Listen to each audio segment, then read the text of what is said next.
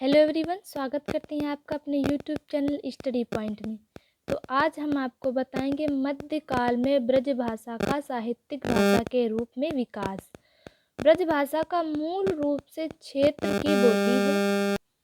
तो यहाँ पे क्या बताया कि ब्रज भाषा मूल रूप से ब्रज क्षेत्र की बोली है। इसके अंतर्गत कौन कौन से क्षेत्र आते हैं, जैसे कि मथुरा, आगरा, मैनपुरी, एटा, अलीगढ़, बदायूं आदि जिलों का क्षेत्र शामिल होता है।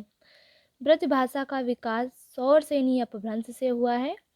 अपने मूल रूप में ब्रज भाषा एक बोली रही है, लेकिन 13वीं से 20वीं शताब्दी तक यह भारत की मुख्य साहित्यिक भाषा रही है और पूरे देश में इसका साहित्यिक विकास रहा है। हम किस बारे में बात कर रहे थे? मध्यकाल में ब्रज भाषा का साहित्यिक भाषा के रूप में विकास। आइए इसकी परिभाषा जानते हैं।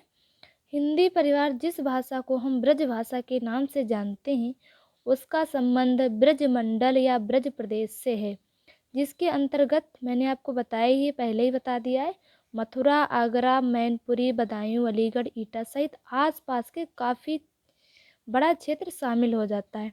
इस भाषा का विकास पुरानी हिंदी के आसपास से ही किसी न किसी मात्रा के रूप में दिखाई देता है, जबकि काव्य भाषा के रूप में इसका विकास भक्ति काल उत्तरार्ध में हुआ था। अब हम जानेंगे ब्रज भाषा के विकास को 4 चरणों में देखा जाता है। पहला चरण है सूर्य पूर्व युग की भाषा, दूसरा चरण है सूरदास युग की भाषा, तीसरा चरण है रीतिकाल की भाषा और चौथा है ब्रज भाषा का विकास। तो हम पहले चरण की बात करेंगे और तथा उसकी परिभाषा जानेंगे। तो हमारी पहला चरण क्या हमारा बनता है? सूर्य पूर्व युग की भाषा। ब्रज भाषा का उल्लेख यद्यपि 16वीं शताब्दी में पहली बार हुआ, तथापि किसी न किसी रूप में भाषिक प्रवृत्तियां पहले से ही दिखाई देती हैं। इसके विकास का पहला चरण वह है जिसमें अन्य सभी आधुनिक बोलियों की तरह ब्रज भाषा पुरानी हिंदी से विकसित रही है।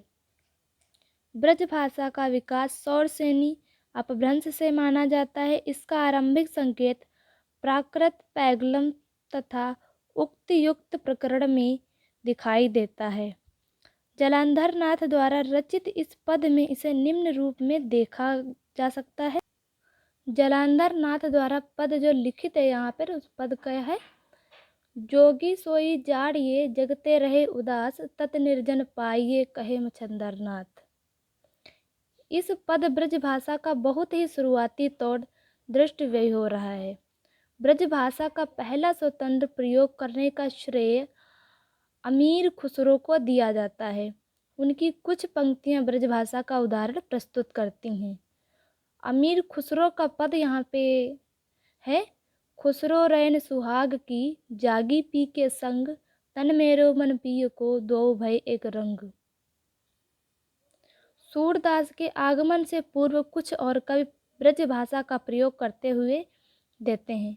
इनमें संत नागदेव, विष्णुदास तथा नागदेव से लेकर 5वें गुरु अर्जुन देव तक सभी को ब्रज भाषा अलग अलग शैलियों का प्रयोग किया। अब हम जानेंगे दूसरे चरण के बारे में, सूरदास का युग। अब इनकी परिभाषा देखें क्या है। सूरदास के पूर्व ब्रज भाषा कविता के रूप में प्रयुक्त तो होने लगी थी, परंतु उसको चरमोत्कर्ष पर ले जाने का श्रेय सूरदास को ही है। परंतु भाषा वैज्ञानिक का मत है कि जिस दिन बाल्याभाचार्य ने गोकुल गोवर्धन को उपमा केंद्र बनाने का निश्चय किया, उसी दिन से ब्रज भाषा भागधेय हुआ। विठुलनाथ ने अष्टछाप की, जिसमें सूरदास को अतिरिक्त 7 अन्य कवि थे। सारा कृष्ण भक्ति काव्य ब्रज भाषा में ही रचा गया। अब हम जानेंगे तीसरे चरण के बारे में, रीतिकाल काव्य भाषा। रीतिकाल काव्य भाषा की परिभाषा हम यहाँ पे जानेंगे। रीतिकाल में ब्रज भाषा एकमात्र काव्य भाषा के रूप में स्थापित हो गई और अपने क्षेत्र से एक बाहर निकलकर संपूर्ण हिंदी क्षेत्र पर छा सी गई।